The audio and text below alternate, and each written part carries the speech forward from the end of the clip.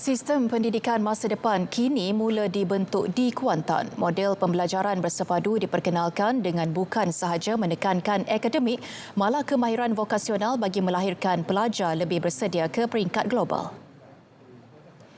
Pendekatan itu diperkenalkan International School Kuantan ISK bagi membolehkan pelajar mengalami pembelajaran yang lebih holistik.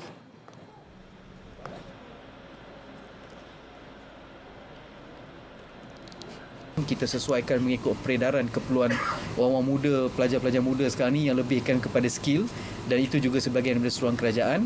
So pertama IGCSE, yang kedua BTEC, yang ketiga Financial Literacy Module bersama dengan ACCA, dan yang keempat Kaplan Test English yang membolehkan pelajar-pelajar ini mendapat placement di top-top universiti di dunia lah.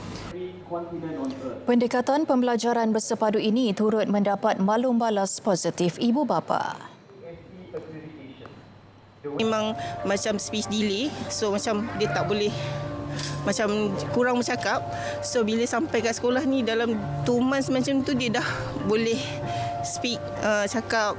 Maksudnya nampak progress tu dengan lebih berkesan lah. Dia sejak grade first sampai sekarang memang dekat sekolah ni.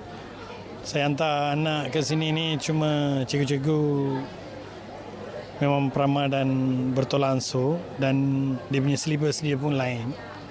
Jadi saya cuba try sekali. Masa tu memang sekolah tak galakkan kita hantar anaknya dekat sini sebab dia pakai wheelchair. Kemudiannya dia cakap okey. Jadi selepas pada tu memang sampai sekarang memang dia ada di sinilah. Tapi alhamdulillah pergerakan dia dengan pencapaian dia saya puas hatilah.